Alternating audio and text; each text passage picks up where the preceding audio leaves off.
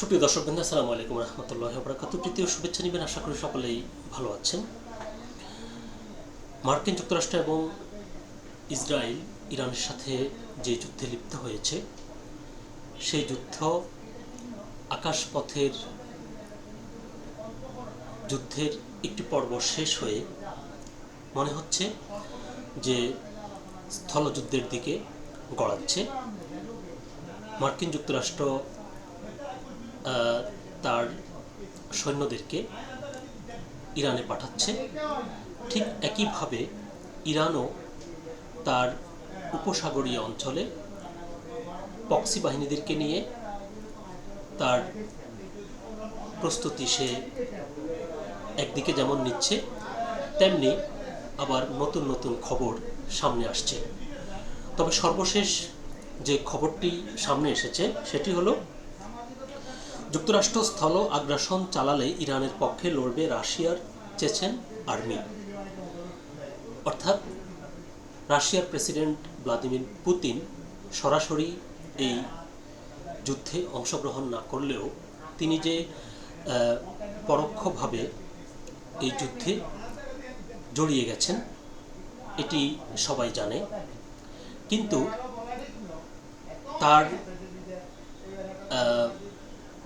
রাশিয়ার একটি অনুগত বাহিনী হচ্ছে চেচেন আর্মি।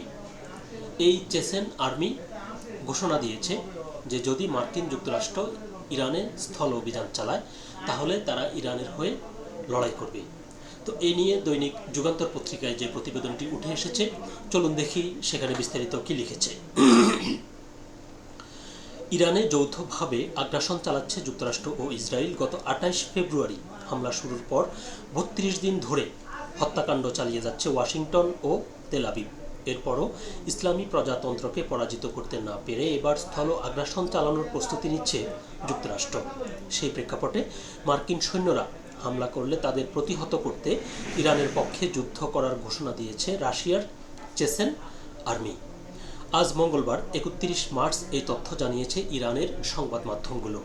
ইরানি গণমাধ্যমগুলো জানিয়েছে যে যদি মার্কিন যুক্তরাষ্ট্র ইরানের স্থল অভিযান শুরু করে তবে রমজান কাদিরবের অনুগত চেচেন সামরিক ইউনিটগুলো সেখানে মোতায়েন হওয়ার জন্য প্রস্তুত বলে ঘোষণা দিচ্ছে। এটি ইতোমধ্যে অস্থিতিশীল থাকা এই সংঘাত আরও ছড়িয়ে পড়ার ইঙ্গিত দিচ্ছে। প্রতিবেদন অনুযায়ী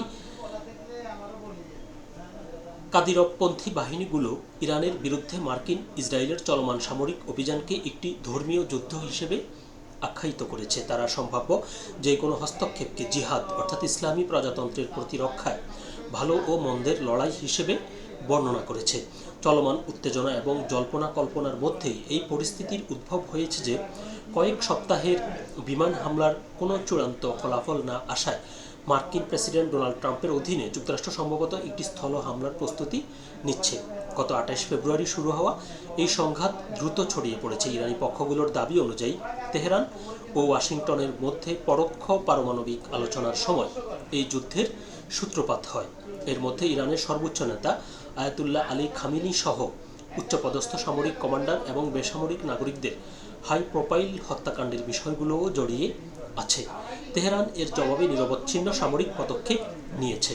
খবর পাওয়া গেছে যে তারা পারস্য উপসাগরীয় অঞ্চলে ইসরায়েলি সামরিক অবকাঠামো এবং মার্কিন ঘাঁটিগুলো লক্ষ্য করে ডজন ডজন ক্ষেপণাস্ত্র ও ড্রোন হামলা চালিয়েছে। ইরানি কর্মকর্তাদের মতে তাদের সশস্ত্র বাহিনী অন্তত 86 দফা প্রতিশোধমূলক হামলা চালিয়েছে, যা সাম্প্রতিক বছরগুলোতে দুই পক্ষের মধ্যে সবচেয়ে তীব্র সংঘাতের একটি পর্যায় হিসেবে চিহ্নিত হয়েছে। বিষয়টিকে আরও জটিল করে তুলে ইরান অভিযোগ করেছে যে ইউক্রেন সরাসরি মার্কিন ও ইসরায়েলি অভিযানে সহায়তা করছে। জাতিসংঘ মহাসচিব আন্তোনিও গুতেরেস এবং নিরাপত্তা পরিষদের কাছে পাঠানো এক চিঠিতে ইরানের দূত আমির সাইদ ইরভানি দাবি করেছেন যে কিয়েভ এই অভিযানে সহায়তার জন্য শত শত বিশেষজ্ঞ মোতায়েন করেছে।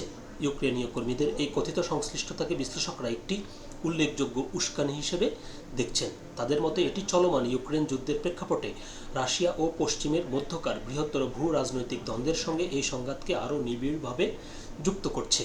চেচেন সৈন্য সমাবেশ বা ইউক্রেনীয় সেনা মোতায়েনের কোনো নিরপেক্ষ নিশ্চিতকরণ পাওয়া না গেলেও এই দাবিগুলো সংগঠিত আরও বড় আকারে সংঘাতটি ধারণ করার এবং একাধিক রাষ্ট্র ও অরাষ্ট্রীয় পক্ষকে জড়িয়ে একটি বহুমুখী যুদ্ধের আশঙ্কাকেই জোরালো করছে।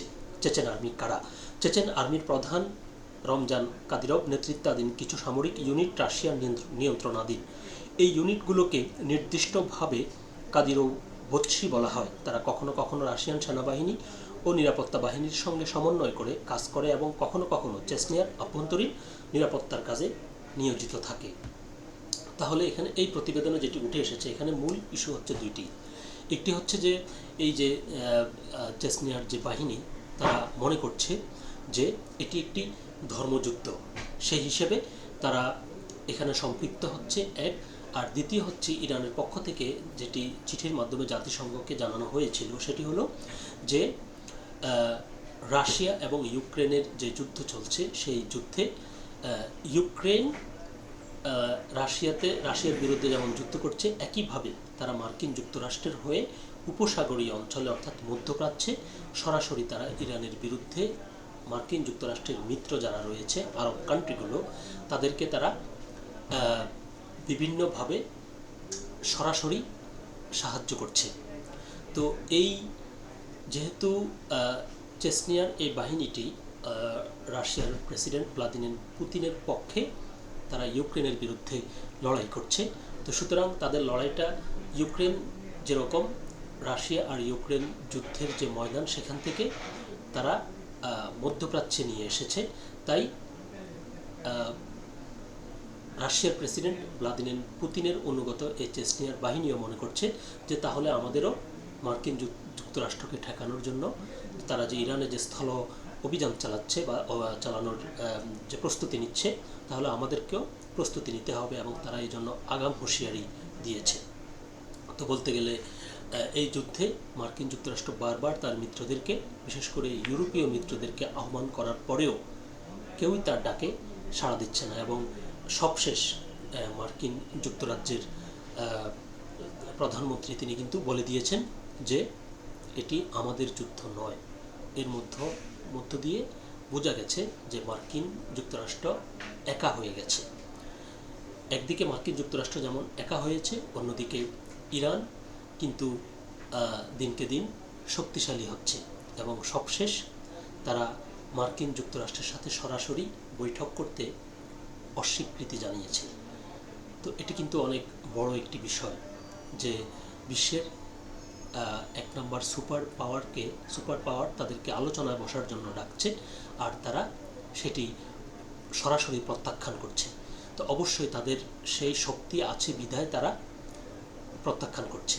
তো দেখা যাক সামনের দিনগুলোতে এই যুদ্ধ পরিস্থিতি কোন দিকে মোড় নেয়। সকলে ভালো থাকবেন, সুস্থ থাকবেন। আল্লাহ হাফেজ।